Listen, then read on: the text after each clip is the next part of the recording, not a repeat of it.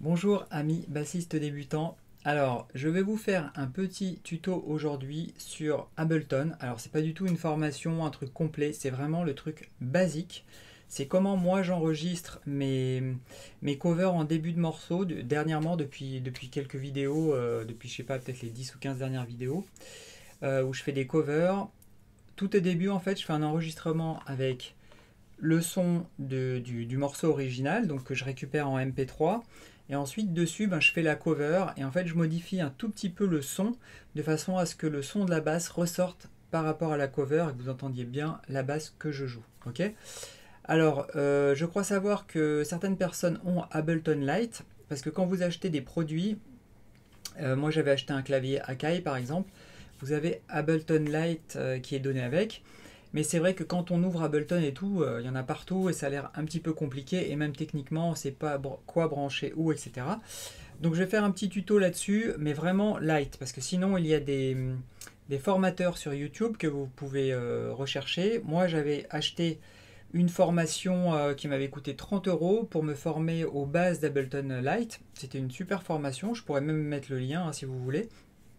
Et ça m'a permis quand même d'utiliser le logiciel et un peu plus de comprendre comment ça fonctionne. Il y a je ne sais pas combien d'heures de formation dessus, c'est découpé en vidéos de 5-10 minutes et pour moi c'était exactement ce qu'il me fallait, ça allait à l'essentiel.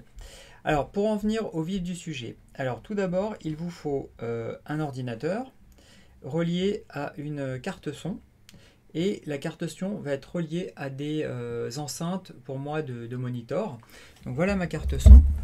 Donc moi c'est une Focusrite, c'est une des plus connues je pense, très bonne qualité, je vous la recommande, franchement c'est une bonne carte. Donc en fait la carte est composée comme ça. Ici vous voyez là et là il y a deux entrées, donc, ça veut dire qu'à l'intérieur vous pouvez brancher par exemple une guitare et une basse, si vous voulez, deux instruments différents, ou alors c'est aussi une prise micro, vous pouvez enregistrer une voix et un autre instrument. Alors là il n'y a que deux entrées.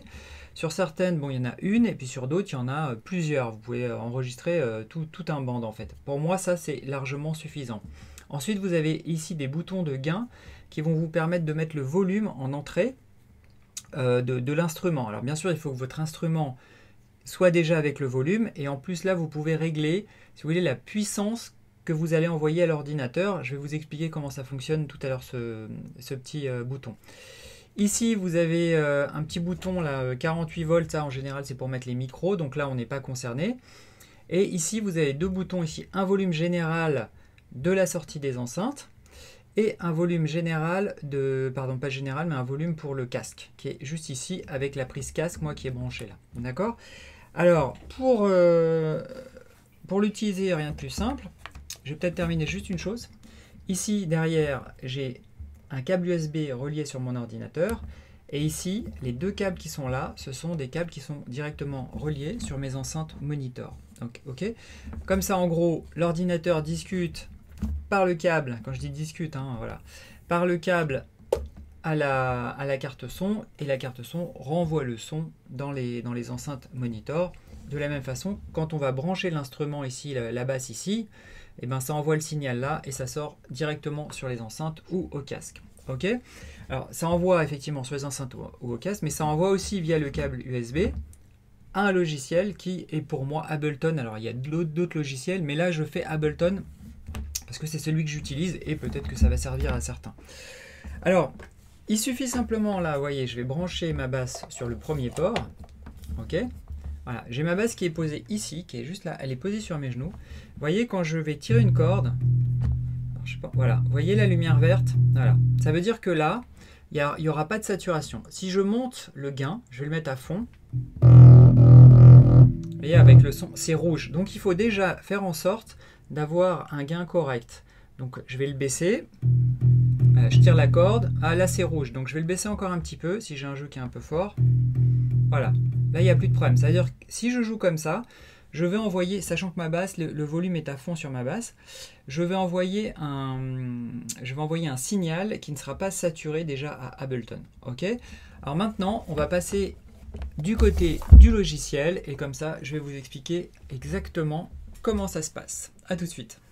Voilà, je viens de lancer Ableton Live et vous devez arriver normalement sur cet écran. Donc si vous arrivez sur cet écran, en fait, il va falloir changer et aller sur un autre écran d'édition.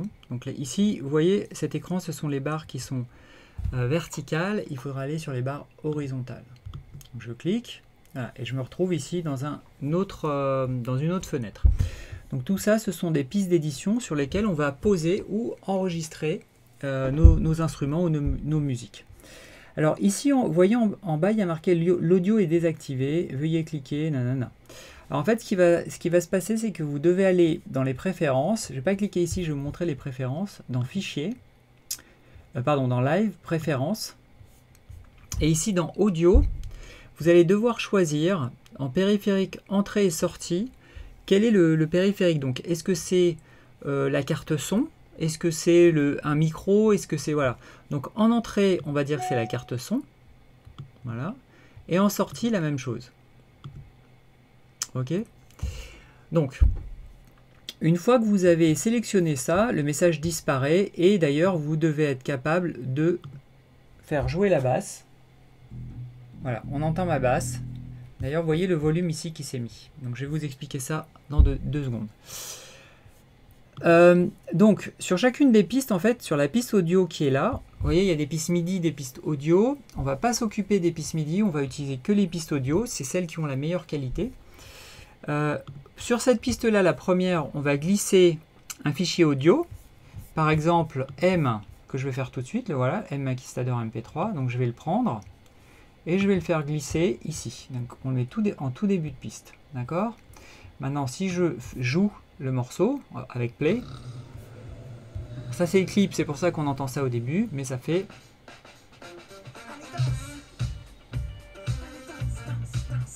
Ok? Voilà. Bon, j'arrête. Donc voilà, c'est tout à fait un truc normal, comme vous en avez dans plein de logiciels. Maintenant, on va vouloir enregistrer la basse. Alors, pour enregistrer la basse, déjà, vous voyez, ici, il y a le petit 1, ici, il y a un 1, et ça, c'est le numéro d'entrée de votre carte son, d'accord? Donc là, c'est 1 ou 2. On va pas regarder le 1, 2, là, on va regarder juste le 1 ou 2. Donc, première entrée ou deuxième entrée. Donc là, je l'ai sélectionné sur 1. Donc, s'il n'y a pas le bon numéro ici, vous ne pouvez pas enregistrer sur cette piste. Là, on l'a mis sur 2, il n'y a rien du tout, comme ça, il n'y a pas de souci. Et ensuite, vous devez avoir aussi, vous voyez ici, ça, c'est le volume de la piste. Donc là, il est à moins et quelques. Normalement, ils sont à 0. C'est parce que je l'avais touché tout à l'heure. À 0, les deux. Je vais mettre les deux à 0. Vous pouvez taper 0 ou faire glisser avec votre souris.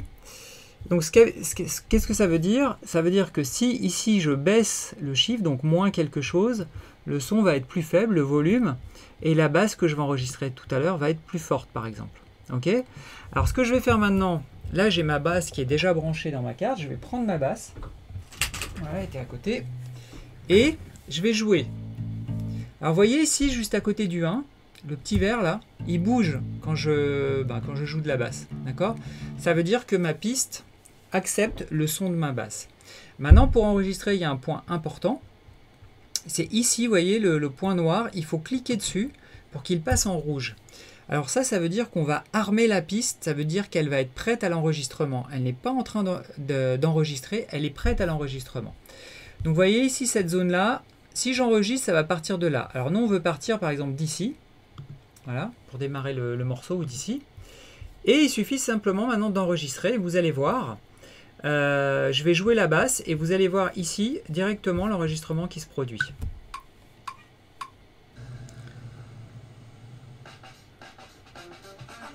Donc là, il n'y a pas ma basse. Je laisse le morceau jouer. Ok, je vais rentrer là dans 2 minutes.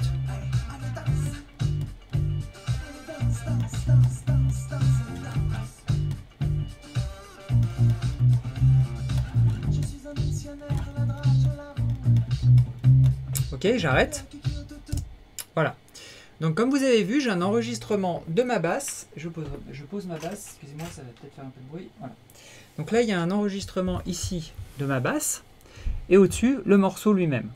Alors si on veut écouter que la basse, on peut couper la piste, le volume de la piste en cliquant ici sur le 3. Je clique et on ne va pas entendre ce son-là.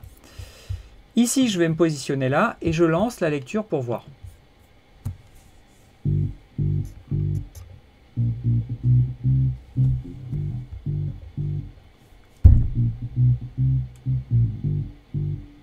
Ok? Voilà, si on veut les deux en même temps, je me remets là. Je mets le volume de la piste.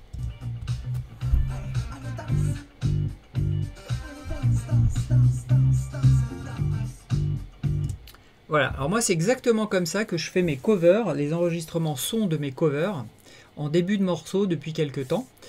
Alors, une fois que vous avez ça, vous devez exporter la piste pour l'avoir en fichier, moi, pour ma part, MP3.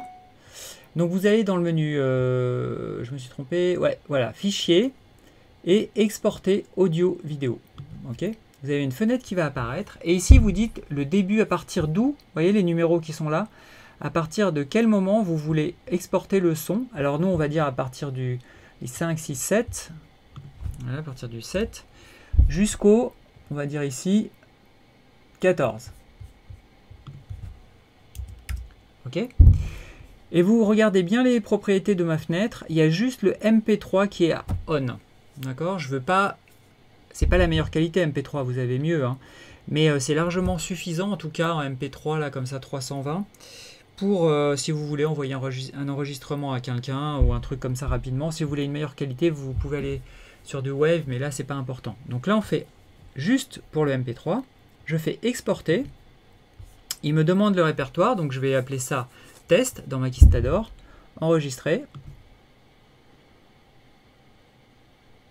Voilà, et maintenant si je regarde dans mon répertoire, j'ai un nouveau fichier qui s'appelle test, c'est celui-là, et si je le lance, voilà. Ok. Donc là, je vais l'arrêter. Voilà, je vais arrêter. Donc voilà, vous savez maintenant enregistrer une piste et l'exporter en MP3. Après, vous l'utilisez, le MP3, pour l'envoyer à qui vous voulez, etc. Voilà, ou le mettre sur le groupe, notre groupe Facebook si vous voulez faire écouter des enregistrements. Voilà les amis, donc j'espère que ça aura aidé certains. Ableton Live est livré souvent avec du matériel tierce. Par exemple, moi j'avais acheté un clavier Akai et dedans il y avait Ableton Live. Alors quand je l'avais lancé, effectivement il y en avait partout et c'était un peu compliqué, mais ça va vous permettre de démarrer juste pour l'enregistrement.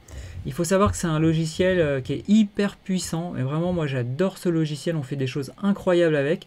Pour vous donner quand même une idée du truc, c'est que si vous, ici là, vous pouvez carrément découper chacune des notes qui ont été jouées et changer la tonalité, hein. Imaginons que vous voulez par exemple proposer un morceau et que vous avez fait une faute dans le morceau, vous pouvez changer la tonalité pour que la note soit juste au final. Et donc voilà, bon c'est triché, mais en tout cas ça permet de faire des trucs qui sont, enfin savoir qu'on peut faire ça, c'est quand même vraiment pas mal. Et plein d'autres choses.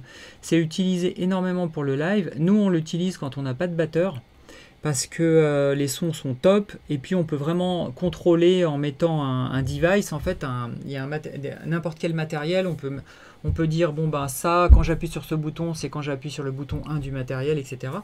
Et ce qui permet d'avoir vraiment un matériel hyper pro en live. En plus, ça plante pas du tout, enfin moi je suis sur Mac, j'imagine sur PC c'est pareil. Le truc il a jamais planté, parce que quand ça plante en live ça pourrait être assez catastrophique, et honnêtement c'est hyper robuste. Enfin bref, moi c'est vraiment, avant j'étais sur Logic d'Apple, mais bon depuis que j'ai découvert ce logiciel, maintenant j'utilise que ça. Voilà les amis, j'espère que ça vous aura aidé. Si vous avez des questions sur ce qu'on vient de faire, hein, pas sur tout le logiciel, ça sert à rien parce que je pourrais pas répondre. Déjà je connais pas tout, il y a beaucoup de choses. Et en plus là c'est pas le but, hein. Comme je vous l'ai dit, il y a des youtubeurs spécialisés. Mais si ça concerne les manipulations qu'on vient de faire, il n'y a pas de souci. Je pourrais vous répondre, que ce soit sur le groupe Facebook ou sur YouTube dans les commentaires. Voilà les amis, à bientôt, amusez-vous bien, bye.